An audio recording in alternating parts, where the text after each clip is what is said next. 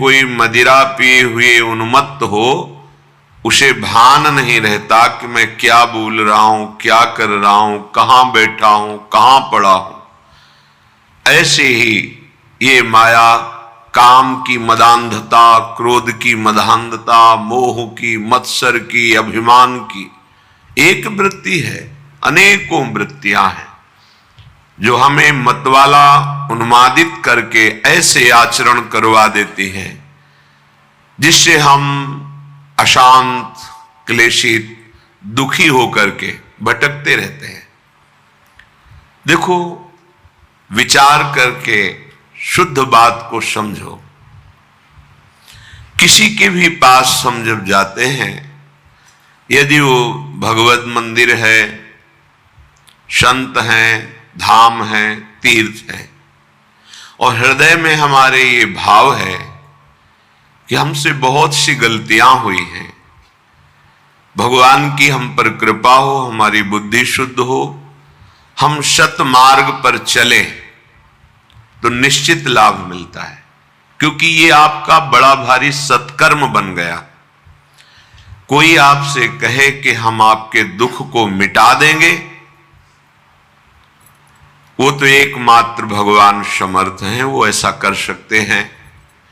या भक्तजन भगवान की प्रार्थना करके उनसे ऐसा निवेदन कर सकते हैं। अन्यथा सिद्धांत में, शास्त्रीय सिद्धांत में कहीं ऐसा कोई विधान नहीं पाया गया कि कोई बड़े से बड़े देवता अपने बल से तुम्हें दुख रहित कर दे।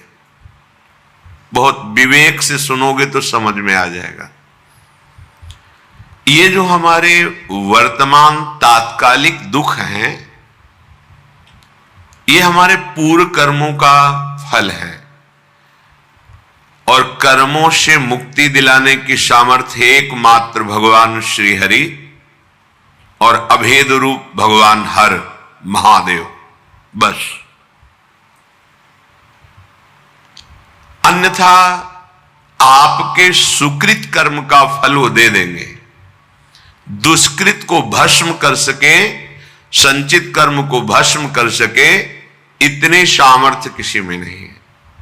बैठा लीजिए हृदय में, तर्क की आवश्यकता नहीं है। ये महापुरुषों के वचन, शास्त्र, स्वाध्याय, गुरु कृपा, इन सब से मिलित भाव है। ये कोई त्रिभुवन में नहीं है। एकमात्र भगवान हरि हर के सिवा दूसरा कोई हमें कर्म बंधन रहित कर सके, ऐसा नहीं है। हम जब आशीर्वाद मांगते हैं, किसी से कृपा की याचना करते हैं, तो उसका आंतरिक शास्त्रीय सिद्धांत का भाव यह है कि आप कृपा करो, हमारी बुद्धि शुद्ध हो जाए। शुद्ध बुद्धि शास्त्र के अनुसार चले, आपकी आज्ञा के अनुसार चले, भगवत चिंतन परायण रहे, एकमात्र आशीर्वाद। और ये मांगो या ना मांगो, संत महापुरुषों के हृदय में इस आशीर्वाद देने की पुलक रहती है। बिना मांगे वो आपको दे देंगे, बस आप स्वीकार कर लीजिए। और जो कहीं ये भ्रम हो कि नाना प्रकार के दुख सुख, नाना प्रकार के मान अपमान, लाभ हानि, ये और कोई मिटा देगा, तो भ्रम में मत पड़ना। आपका ज्ञान ही आपको इन द्वंद्वों से मुक्त करेगा, दूसरा नहीं। अगर ऐसा होता तो ऐसे सिद्ध महापुरुष हुए हैं ज्ञान में जो साक्षात चलते फिरते ब्रह्म रूप, और भक्ति में जिनके अधीन भगवान है। पर ऐसा देखा गया कि जो उन पर श्रद्धा करके, उनकी आज्ञा का पालन करके साधना की, वही द्वंद्वों से मुक्त हो गए। अन्यथा समीप रहते हुए भी वो स्वाद नहीं ले पाए परमार्थ का, रसास्वादन नहीं कर पाए। तभी तो ऐसे महापुरुषों के साथ अभद्र व्यवहार साथ रहने वालों ने किया। उन महापुरुष के आंतरिक रस को, बल को वही पा सकता है जो उनकी आज्ञा के अनुसार उपासना करे। ये सिद्धांत है। तो ये भावना लेकर के हम विषयाचरण करें, अधर्माचरण करें, और कहीं जाएं और कोई हमें सुख प्रदान करे तो इस भ्रम को आप मिटा देना। दुख सुख से निवृत्ति आपके ही ज्ञान से होगी। आप अपने ज्ञान के द्वारा अपना उद्धार कर लीजिए। आप अपने ज्ञान को जागृत करते हैं शास्त्र स्वाध्याय से, संत समागम से। अगर आप अपने ज्ञान को ढके रखेंगे और अज्ञान की वृत्तियां बढ़ाएंगे तो देखो सर्व ज्ञान समुद्र भगवान हृदय में बैठे, फिर भी आप शोकित हैं, दुखी हैं, परेशान हैं। बात को समझिए, कहीं कोई दूसरा उपाय नहीं है। भगवान स्वयं बोले गीता जी में, देवी हृषा गुणमयी मम माया दुरत्तया मामेव ए प्रपद्यन्ते माया मेताम तरन्ति ते। ये बात तुम्हारी समझ में नहीं आ रही कि एकमात्र कह रहे हैं मामेव ए प्रपद्यन्ते। संत महापुरुषों की कृपा होती है कि वो हमारी बुद्धि को अपने कृपा बल से भगवान श्री हरि के चरणों में लगा देते, बस एकमात्र। और तो सब व्यवहार है, प्रपंच है, द्वंद है माया का। संत समागम का सीधा फल है सत्संगति संस्कृति कर अंता। आवागमन, जन्म मृत्यु, दुख सुख, लाभ हानि, ये जो संस्कृति चक्र है, इससे हम मुक्त हो जाएं तो संत कृपा हमारी बुद्धि को प्रभु चरणारविंद में लगा देती है। ये बात होती है। हम सोचें कि कोई विषय सुख, इसीलिए जो मानाभिमानी जन होते हैं, विषय सुख आकांक्षी होते हैं, 4 दिन उनकी श्रद्धा दिखाई देती है, इसके बाद गायब हो जाती है। क्योंकि असत पदार्थों की लाभा आकांक्षा रख करके आप सत मार्ग में कैसे आगे बढ़ सकते हैं? इसके लिए तो दोनों भावों का त्याग करना पड़ेगा, सुख भाव का और दुख भाव का। तभी आप सच्चिदानंद परम प्रेम रस महासुख की प्राप्ति कर पाएंगे। श्रीपाद कह रहे हैं, मानापमान कोटि भीर क्षुभितात्मा समस्त निरपेक्षा वृंदावन भुवि राधा नागर माराधये कदा मुदित। हे भाई, परमानंद का मार्ग दुख सुख दोनों से परे है। ये जो सांसारिक सुख है, सांसारिक दुख है, इन दोनों से अलग है। ये करोड़ों प्रकार से तुम्हारा कोई मान करे या अपमान करे, कह रहे क्षुभितात्मा समस्त निरपेक्षा। तुम्हें अपने हृदय में क्षोभ नहीं होने देना है। क्यों नहीं होने देना? जैसे आप किसी नाटक में देखते हैं कि सामने वाले को मार डाला गया, आपको शोक नहीं होता, क्योंकि आपको पता है वो मारा नहीं गया, वो केवल नाटक है। ऐसे ही यहां जो जिसे जीव कहते हैं, वो भगवान सच्चिदानंद का अंश है। उसे कोई ब्रह्मास्त्र दिव्यास्त्र भी छेद नहीं सकता, मार नहीं सकता। ये मरने का नाटक है, शरीर छोड़ना, जिसे लौकिक भाषा में कहते हो मर गया। कुछ नहीं मरा। पंचभूत पंचभूतों में और भगवान का कर्मानुसार आगे दूसरी शरीर में, जैसे ट्रांसफर होता है सरकारी आदमी का, एक ऑफिस से दूसरी ऑफिस जाता रहता है, वहां उसको सुविधा मिलती है, गाड़ी बंगला आदि आदि, बस बदलता रहता है।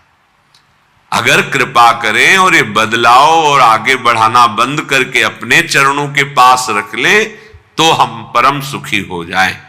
इसके लिए हमें द्वंद्वों का महत्व मिटाना होगा। अगर मान का आप सुख लेंगे तो अपमान बहुत दुख देगा, राग का सुख लेंगे तो द्वेष बहुत दुख देगा। ये दुख सुख कब तक भोगते रहेंगे? ये अज्ञान के कारण ऐसा अनुभव नहीं। हमारा स्वरूप सहज सुख राशि है। सहज शब्द का अर्थ होता है बिना किसी साधना के, बिना किसी चेष्टा के, बिना किसी कर्म के स्वाभाविक परमानंद, ये हमारा स्वरूप है। जो हमको किसी क्रिया से सुख प्राप्त होता है वो सात्विक सुख होता है, भगवदानंद नहीं। भगवदानंद स्वाभाविक है, सहज है। इसीलिए हमारी लाडली जू का एक नाम है सहजानंद वर्षिणी, सहज में आनंद की वर्षा करने वाली। अब ये सहज शब्द से हमारा परिचय नहीं तो लगता है बिना क्रियाओं से क्या हो जाएगा। जैसे कोई कहता है कि क्रियाओं से क्या हो जाएगा, हमने विचार करके देखा है सत क्रियाओं से बुद्धि पवित्र होती है, असत क्रियाओं से बुद्धि गंदी होती है। गंदी बुद्धि का गंदा निश्चय होता है, पवित्र बुद्धि का दिव्य निश्चय होता है। बस इतना हुआ क्रियाओं से।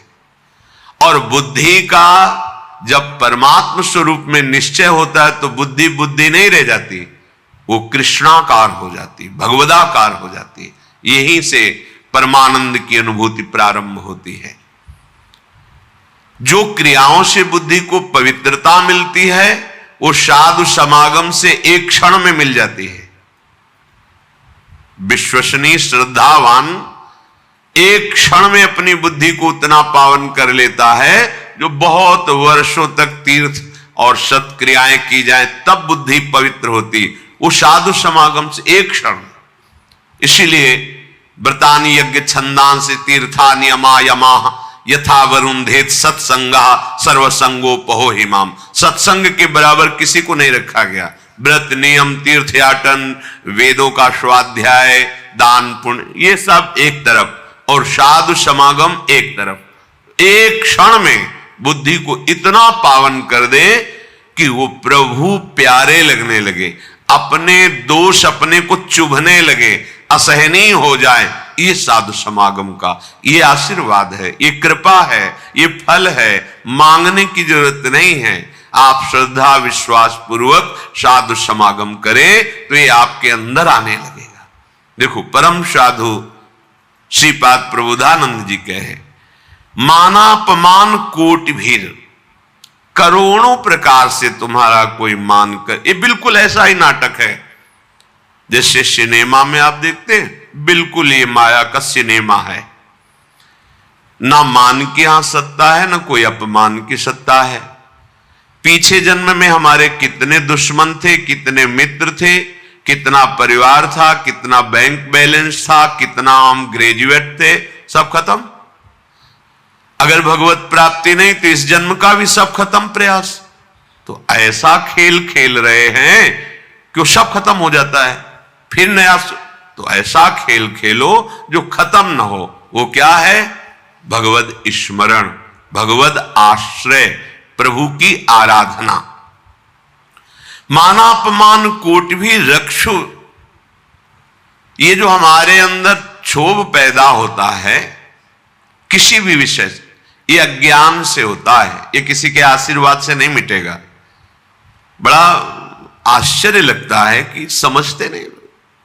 आप आशीर्वाद दे दो हमारा मन शांत हो जाए, कोई आशीर्वाद नहीं है। भ्रम में मत फंसना, बात समझना पड़ेगा। आपको विवेक के द्वारा आपको अपनी बात काटनी पड़ेगी, तब आपको शांति मिलेगी। तात्कालिक शांति, जैसे कोई बहुत थका हुआ पथिक आया, वातानुकूलित कक्ष में बैठ गया तो उसको तात्कालिक शांति मिलती है, लेकिन स्थायी नहीं। ऐसे ही आप संसार से भटकते हुए, जले हुए, अशांत आए, संत महात्माओं के दर्शन की सभा में बैठे, आपको एक शांति मिली। स्थायी नहीं है ये। स्थायी तब होगी जब उनकी बात मानकर आप अपनी बुद्धि को उस मार्ग में चलाएंगे। ये प्रभाव तात्कालिक है। आपको ये जो आनंद की अनुभूति, एक शांति, एक विशेषता, ये प्रभाव है यहां का। लेकिन ये प्रभाव स्थायी बना रहे असंभव, क्योंकि त्रिगुणों का चक्र चलता रहता है, सतोगुण रजोगुण तमोगुण, ये हृदय में चलता रहता है। जब तक आप उपासना के द्वारा त्रिगुणातीत नहीं हो जाते तब तक ये प्रभाव स्थायी मत मानना। आंसू आ सकते हैं, रोमांच हो सकता है, तो प्रेम लक्षणा भक्ति थोड़ी हो सकती है। वो तात्कालिक सतोगुण का प्रभाव है आपके अंदर। ऐसे वायुमंडल में बैठे हैं कि आपको भागवतिक आनंद की अनुभूति होगी। इसे स्थायी बनाना है तो जो उपदेश है उनको जीवन में धारण करना है। वो आचरण, भगवत स्मरण, भगवत सेवा, भगवत चरणारविंद का आश्रय, ये आपको त्रिगुणातीत करेगा। जब आप त्रिगुणातीत होंगे, किसी गुण का प्रभाव नहीं पड़ेगा, तब एक रस स्थिति आएगी। फिर ये प्रभाव आप विषयी पुरुषों के बीच में बैठ करके भी स्वाद लेंगे इसी आनंद का। आप 1 महीने सत्संग सुन रहे, आपका मन विषयों का त्याग करता चला जा रहा है, प्रभाव पड़ रहा। ये विश्वसनीय नहीं है, बात समझ लेना। जहां कुसंग हुआ तहां ऐसे करेगा हाथी का स्नान जैसा। अरे बहुत, एक बार गिरे गया, वो वही ले जाएगा। पूरे जीवन सतमार्ग का सावधानी पूर्वक अनुसरण, तब जाके द्वंद्वातीत स्थिति आती है, माया पर विजय प्राप्त करता है। ये जो क्षोभ होता है, किसी भी कोई बोल दिया, कटु बोल दिया, निंदा कर दी, उपहास कर दिया, हृदय में दुख पहुंचा, ये साधना की बहुत बड़ी कमजोर स्थिति है। एक बार एक महापुरुष गंगा के उनके पास, तो उन्होंने कहा कि भेष रंगा के, सीधे साधे गांव की भाषा, भेष रंगा के व्यवस्था की चक्कर में अगर पड़ेगा साधु, बुजुर्ग महापुरुष थे, तो फिर साधुता ही क्या हुई। जब हमारा कोई अपमान करे, कोई गाली दे, कोई निंदा करे, हमारे हृदय में उसका फर्क ना पड़े। जैसे हम नाटक में देखते हैं, तो देख रहे हैं लेकिन पता है झूठा है, असत्य है। ऐसे ही ये नहीं कि भान नहीं हो रहा, भान हो रहा है कि गाली दे रहा है, ये अपमान, पर उसका अस्तित्व नहीं है, वो असत्य वार्ता है, उसकी कोई सत्ता नहीं। जिसकी सत्ता नहीं, उसको जब हम सत्ता देते हैं तो हमारा हृदय दुखी हो जाता है। कह रहे क्षुभितात्मा समस्त निरपेक्षा, इसलिए इन समस्त द्वंद्वों से निरपेक्ष होना है। कैसे? बोले इसी मृत्यु लोक में बहुत सुंदर करुणा करके प्रभु ने उपाय रखा है। क्या? वृंदावन भूमि, वृंदावन भूमि में आओ, दर्शन करो। यहां बहुत सामर्थ्य है हृदय के परिवर्तन करने की, अलौकिक दिव्यता है। राधा नागर माराधे कदा मुदिता, किशोरी और किशोर जी की आराधना में तुम ऐसे आनंद को प्राप्त होगे कि ये कोई भी मान अपमान, दुख सुख, जन्म मृत्यु, ये तुम्हें व्यापेंगे नहीं। आओ वृंदावन का आश्रय लो, वृंदावन के रसिकों का संग करो, तो राधा नागर की आराधना बनने लगेगी। कैसे? शरीरम श्री वृंदावन भुवि सदा स्थापय, मनः सदा पार्श्वे वृंदावन रसिकयोर न्यस्य भजने, वचस्तत्केलीना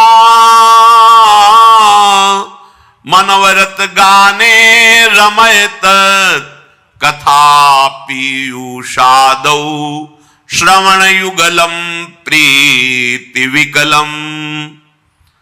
शरीर को सदा सत्संग में रखो। अगर हमारा शरीर सत्संग में रहेगा तो मन प्रेम रस में भीनने के लायक बन जाएगा। तन ही राख सत्संग में, मन ही प्रेम रस भेयो। सुख चाहत हरिवंश हित, तो कृष्ण कल्प तरु सेयो। प्रायः सिद्धांत को थोड़ा ऐसे घुमा के कहा जाता है कि तन को संसार में मत रखो, तन के द्वारा नाना प्रकार के कर्म करो, और मन रखो प्रभु में। यह सिद्ध पुरुष का लक्षण है, साधक का नहीं। यह सिद्ध पुरुष का लक्षण, जिसका मन भगवदाकार है तो विषय प्रपंच संसार के कार्य करता हुआ भी वो ज्यों जल में कमल का फूल रहे, निरपेक्ष रहता है। पर साधक, नवीन मार्ग का पथिक, सत्संग की आवश्यकता है। सत्संग, सत्संग क्या है? नाम सत, रूप सत, धाम सत, लीला सत, उनके प्रेमी जनों के वचन सत। इस पे हैं आप, तो सत्संग में हैं आप। धाम का चिंतन चल रहा है, प्रभु के नाम का जप चल रहा है, रूप का ध्यान चल रहा है, लीला गुण का कथन श्रवण कर रहे हो। कथा पीयूषादौ श्रवण युगलम, अपने दोनों कानों से युगल चंद श्यामा श्याम की कथा, गुण लीला चरित्र, इनका हम पान कर रहे हैं। ये देह वृंदावन रज से युक्त है, वृंदावन का आश्रय है, तो स्थापय मना सदा पार्श्वे, हमारा मन सदैव प्रियालाल के पार्श्व में, समीप में विराजमान रहेगा। मन ही प्रेम रस भयो। देखो, साधक की ऐसी स्थिति नहीं होती कि वो विषय सानिध्य में मन को प्रभु में रख सके। ये विषय का स्वभाव होता प्रमथनशील, व्याकुल करके, उन्माद पैदा करके मन और इंद्रियों को अधीन करता है। विषय पहले, फिर जब मन ही अधीन हुआ तभी तो क्रिया में उतरा। लेकिन सिद्ध पुरुष की ऐसी स्थिति नहीं होती। एक बार विदेहराज जनक से किसी महात्मा ने पूछा कि आप तो पूरा राजकाज संभालते हैं, पूरा रजोगुण का वैभव है, राजसी वैभव, आप विदेह कहे जाते हैं, कैसे विदेह? उन्होंने कहा कि ठीक, किसी समय बताएंगे, अभी तो अंदर से नहीं आ रही प्रेरणा, बताएंगे। क्या जनक जी उसी समय नहीं बता सकते? बता सकते थे, पर जब उससे प्रमाण के सहित तब पता चलता है। जाओ, आज प्रसाद पाकर शयन करो, प्रेरणा होगी हम बता देंगे। शयन कक्ष में बड़ी सुंदर राजा की सैया जैसे महात्मा को शयन कराया। अर्धरात्रि में रानी से कहा, जाओ, आज्ञा है, शयन करो जाके उनके साथ। जेवी देखा स्त्री तो बड़े संयमी महात्मा थे। वो जितना इधर शकील थे और नजदीक, दीवाल की तरफ मुंह करके समय व्यतीत किया। सुबह आए, बड़े गुस्सा से बोले, ये क्या तरीका है आपका? जानते हो हम संत हैं। फिर तो क्या हुआ महाराज? शायद वो आपकी पत्नी ही थी, सैया में जाके लेट गई। फिर क्या हुआ? फिर हम शकीलते गए। फिर क्या हुआ? जब दीवाल मिली तो उधर मुंह करके पड़े रहे। फिर कोई आपको परेशानी नहीं हुई? बोले, हमने पीछे फिर देखा ही नहीं, दीवाल की। तो तुमने उस शरीर को दीवाल क्यों नहीं मान लिया? उस शरीर को स्त्री शरीर मान करके भय करते रहे और दीवाल में आप संतोष कर लिए। अगर उसे ही एक दीवाल समझ लेते और आप यथावत अपनी शांति बनाए रखते। बोले, ऐसा कैसे हो सकता है? बोले, ऐसा हो सकता है जब एकाकार ब्रह्म स्थिति होती है। एक दिन वो आए तो देखा संतों के लिए वहां कोई रोक टोक नहीं थी। जनक जी अपने निज महल में शयन कर रहे थे, उन्मनी अवस्था थी। एक हाथ स्त्री के वक्षा स्थल पर और एक पैर हिलक गया था, तो नीचे सर्दी का समय था, अंगीठी उसके ताप में वो जल रहा था। दौड़ के गए, चरण हटाया, कहा, महाराज वास्तविक उनको होश नहीं था। ना स्त्री के वक्षा स्थल के स्पर्श का सुख था और ना अग्नि के ताप का भान था। ब्रह्माकार वृत्ति, इस सिद्ध पुरुषों का सहज स्वाभाविक स्थिति होती, मन का प्रभाव होता है कि वो अपने आराध्य में अब वो विषयान ग्रहणंतु मुंचंतु वा, वो तुम्हें दिखाई दे रहे हैं विषय सेवन करते हुए या प्रपंची लोगों के बीच में उनकी एक रस स्थिति रहती है। पर साधक को, उपासक को मन को प्रभु में स्थापित करना है, क्योंकि वो विषयों में, तो इससे सावधान होकर सत्संग करना है।